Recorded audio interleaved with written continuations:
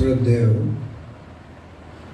স্বামী শাস্ত্রজ্ঞানন্দজি মহারাজ, অন্যান্য উপস্থিত সন্ন্যাসী ব্রহ্মচারীবৃন্দ এবং তাদের সঙ্গে তাদের সেবা লাভ করছেন যেসব ছাত্র এবং শিক্ষক ও সহকর্মীবৃন্দ, ঠাকুর মহাস্বামীজি এসেছিলেন গোটা পৃথিবীতে একটা নতুন ধরনের সভ্যতা সৃষ্টি করবার জন্য। সেই সভ্যতাটা হবে অল ইনক্লুসিভ সভ্যতা। ওর মধ্যে কোনো রকমের ভেদ বিবাদ, কোনো ছোট বড় থাকবে না। এইরকম একটি সভ্যতা যার ভেতরে সব দেশের লোক, সব জাতির মানুষ, সব ধর্মের মানুষ, সব শ্রেণীর স্ত্রী পুরুষ ভেদ থাকবে না।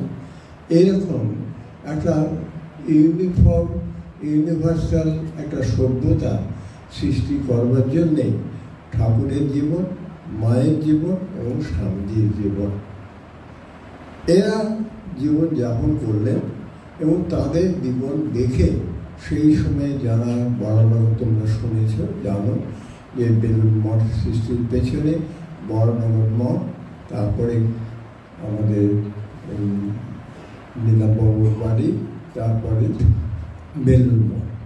বেলুড় মঠ একটা যজ্ঞস্থল, সেখানে সাধু ব্রহ্মচারীরা তারা তপস্যা করেন, ঠাকুরমা স্বামীজির চিন্তা করেন এবং তাদের যে ভাব তারা পান, সেই ভাবটাকে কি করে সমাজে আমরা ওটাকে প্রতিফলিত করব তার জন্য প্রাণপণ চেষ্টা করেন। তারই ফলশ্রুতি হয়েছে আজ ভারতবর্ষে আমাদের প্রায় ধরতে গেলে রামকৃষ্ণ মিশনের নিজস্ব পরিচালিত প্রায় 300টার মতন সেন্টার চলছে গোটা পৃথিবীব্যাপী। ভারতবর্ষেই আছে এবং তাছাড়া অন্তত বিদেশেও অন্তত 30-40টা, প্রায় 25-26টা দেশে চলছে। এছাড়া আমাদের আছে ভাগবত প্রচার। ভাগবত প্রচারের আন্ডারে প্রায় নিয়ারলি ইন্ডিয়াতে প্রায় 1000 সেন্টার চলছে, যে সেন্টারগুলো আমাদের ভক্তেরা তারা চালান। এত বড় একটা যজ্ঞ বাইরেও, ভারতবর্ষের বাইরেও, সেখানেও আমিও দেখেছি যে অনেক সমস্ত আমাদের ভক্তরা তারা এই সমস্ত প্রোগ্রাম করছেন। সেখানে তাদের উদ্দেশ্য কি? শুধু বক্তৃতা দেওয়া নয়, ভাষণ শোনা নয়, জপ ধ্যান করা নয়, মানুষের কী করে সেবা করব এবং মানুষের ভেতরে এই ঠাকুরের যে এই সর্বাবগাহী ভাব কী করে সে মানুষের ভেতরে যাবে তার চেষ্টা। তার ভেতরে এই যে নরেন্দ্রপুর আশ্রম হলো একটা ওই এরকম একটি প্রতিষ্ঠান, তোমরা সবাই নিজের এখানে আছো, জানো যে কত রকমভাবে মানুষের কাছে আমরা পৌঁছে যাওয়ার চেষ্টা করছি। আমরা এখানে হচ্ছি সেবক আর তারা হচ্ছেন আমাদের সেব্য।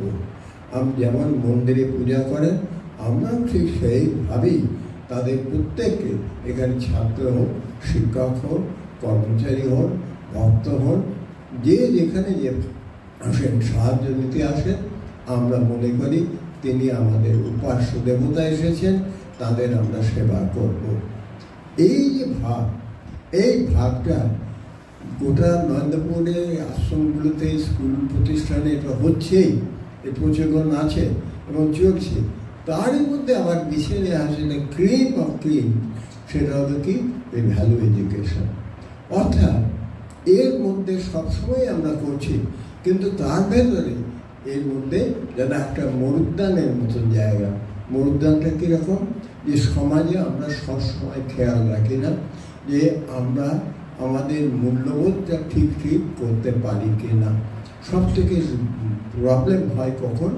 যখন ক্রাইসিস অফ ভ্যালুজ আসে, যে কনফ্লিক্ট বিটুইন আইডিয়ালস। আমার একটা আইডিয়াল, এটা একটা আইডিয়াল, এইটা করা দরকার, এটা করা দরকার। এখন কোন জিনিসটা করবো কি করবো না?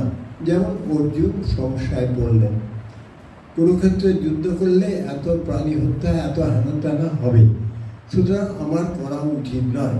খুব আদর্শ, এটা ভ্যালুস। আর শ্রীকৃষ্ণ সেখানে তার ভ্যালুস মধ্যে কোথায় ভুল ছিল সে ভুলটাকে বের করে দিলেন। দিয়ে এই যে একটা ডেলিকেট পজিশন, সেইখানে মানুষের আসল পরিচয় যে আমি কোন জায়গাটাতে কি সিদ্ধান্ত নেব। দ্রৌপদী যখন রাজসভাতে অপদস্থ হচ্ছেন, তখন তো সব বড় বড় পণ্ডিতরা সব দাঁড়িয়ে আছেন সেখানে, কিন্তু তাদের বোধগুলো পেয়ে গেছে, তারা ভ্যালু ভুলে গেছে যে কি করা উচিত আমাদের। বিশ্বদ্রোণ সবাই সব মহামহারথী, সব ধার্মিক মহাপুরুষ, অথচ তাদের মূল্যবোধ হারিয়ে ফেলেছে। তাই এই যে কনফ্লিক্ট অফ ভ্যালুস যখন আসে, তখন আমি কি সিদ্ধান্ত নেব সেইটা ঠিক ঠিক বোঝায়। এইটা ট্রেনিংয়ের ব্যবস্থা হয়েছে এখানে। সুতরাং এটি একটি অপূর্ব এবং অতি সূক্ষ্মাতি সূক্ষ্ম মানুষের বিচার বুদ্ধি, বিবেক বুদ্ধি জাগ্রত করবার একটি প্রচেষ্টা।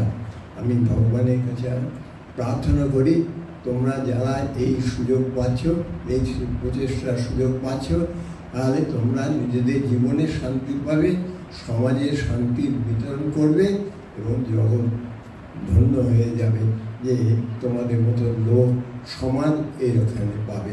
ভগবানের কাছে প্রার্থনা করি তোমাদের সকলের কল্যাণ হোক, যারা সেবক যারা সেবক সকলেরই শান্তি হোক। নমস্কার।